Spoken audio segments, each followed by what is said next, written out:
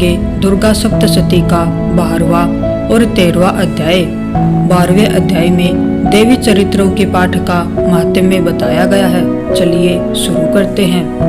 देवी बोली, हे देवताओं, जो पुरुष इन स्तोत्रों द्वारा एकाग्रचित होकर मेरी स्तुति करेगा, उसके संपूर्ण कष्टों को निसंदेह मैं हर लूंगी।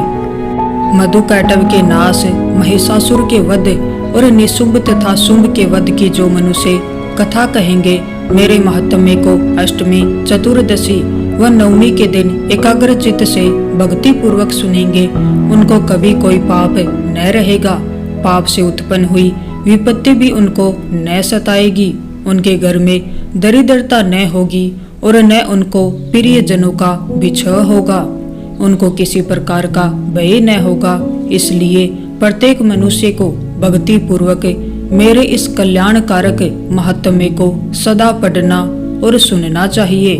मेरा यह महात्म्य महामारी से उत्पन्न हुए संपूर्ण उपद्रवों को एवं 3 प्रकार के उत्पातों को शांत कर देता है। जिस घर व मंदिर में या जिस स्थान पर मेरा यह स्तोत्र विधि पूर्वक पढ़ा जाता है, उस स्थान का मैं कभी त्याग नहीं करती और वहाँ सदा मेरा ही निवास रहता है।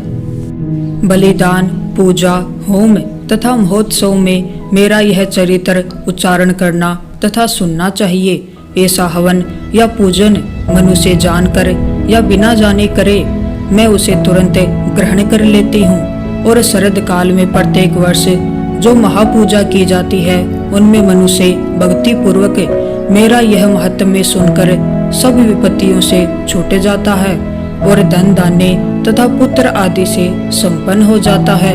और मेरे इस महात्म्य व कथाओं इत्यादि को सुनकर मनुष्य निर्भय हो जाता है और महात्म्य के स्मरण करने वाले के शत्रु नष्ट हो जाते हैं तथा कल्याण की प्राप्ति होती है और उनका कुल आनंदित हो जाता है। सब कष्ट शांत हो जाते हैं तथा भयंकर शोभन दिखाई देना तथा घरेलू दुख इत्यादि सब मिट जाते हैं। बाल गृहों में ग्रसित बालकों के लिए यह मेरा महात्म्य परम शांति देने वाला है। मनुष्यों में फूट पड़ने पर यह भली भांति मित्रता कराने वाला है। मेरा यह महात्म्य मनुष्यों को मेरी जैसी सामर्थ्य की प्राप्ति कराने वाला है। पुष्प, अर्घ्य, धूप, गंध, दीपक इत्यादि सामग्रियों द्वारा पूजन करने से, ब्राह्मण को भोजन करा के, हवन करके, प्रतिदिन अभिषेक करके, नाना प्रकार के भोगों को अर्पण करके और प्रत्येक वर्ष दान इत्यादि करके जो मेरी आराधना की जाती है और उससे मैं जैसी प्रसन्न हो जाती हूँ, वैसी प्रसन्न मैं इस चरित्र के सुनने से हो जाती हूँ। यह महात्म्य श्रवण करने पर पापों को हर लेता है तथा आरोग्य प्रदान करता है। मेरे प्रादुर्भाव का कीर्तन दुष्ट प्राणियों से रक्षा करने वाला है, युद्ध में दुष्ट दैत्यों का संहार करने वाला है। इसके सुनने से मनुष्य को शत्रुओं का भय नहीं रहता। हे देवताओं, तुमने जो मेरी स्तुति की है अथवा ब्रह्मा जी ने जो मेरी स्तुति की है, वह मनुष्यों को कल्याणमयी बुद्धि प्रदान करने वाली है। वन में सोनी मार्ग में अथवा दावानल से गिर जाने पर, वन में चोरों से गिरा हुआ या शत्रुओं द्वारा पकड़ा हुआ, जंगल में सिंहों से, व्याघ्रों से या जंगली हाथियों द्वारा पीछा किया हुआ, राजा के क्रुद्ध हो जाने पर, मारे जाने के भय से, समुद्र में नाव के डगमगाने पर, भयंकर युद्ध में फंसा होने पर, किसी भी प्रकार की पीड़ा से पीड़ित, घोर बाधाओं से दुखी हुआ मनुष्य मेरे इस चरित्र को स्मरण करने से संकट से मुक्त हो जाता है। मेरे प्रभाव से सिंह, चोर या शत्रु इत्यादि दूर भाग जाते हैं और पास नहीं आते।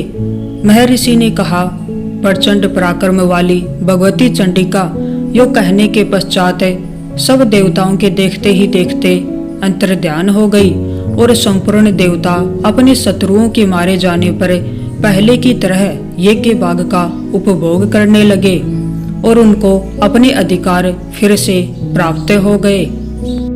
युद्ध में देवताओं के शत्रुओं शुंभ व निशुंभ के देवी के हाथों मारे जाने पर बाकी बचे हुए राक्षस पाताल को चले गए। हे राजन, इस प्रकार भगवती अंबिका नित्य होती हुई भी बार बार प्रकट होकर इस जगत का पालन करती है, इसको मोहित करती है, जन्म देती है और प्रार्थना करने पर समृद्धि प्रदान करती है।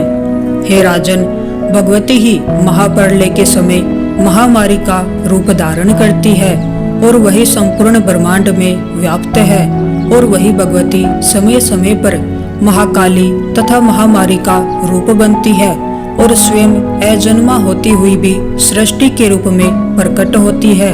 वह सनातनी देवी प्राणियों का पालन करती है और वही मनुष्य के अभ्युदय के समय पर लक्ष्मी रूप बनाकर स्थित हो जाती है तथा अभाव के समय दरिद्रता बनकर विनाश का कारण बन जाती है। पुष्प, धूप और गंध आदि से पूजन करके उसकी स्तुति करने से वह धन एवं पुत्र देती है और धर्म में शुभ बुद्धि प्रदान करती है। अब 13वां अध्याय शुरू होता है।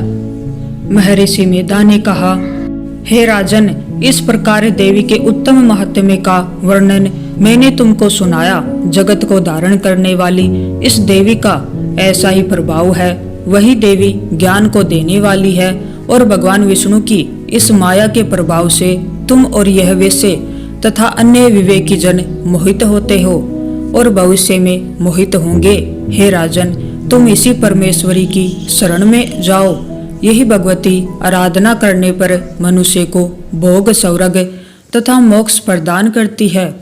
मार्कंडेय जी ने कहा, महर्षि मेधा की यह बात सुनकर राजा सूरथ ने उन उग्र व्रत वाले ऋषि को प्रणाम किया और राज्य के छिन जाने के कारण उसके मन में अत्यंत ग्लानि हुई और वह राजा तथा वैश्य तपस्या के लिए वन को चले गए और नदी के तट पर आसन लगाकर भगवती के दर्शन के लिए तपस्या करने लगे।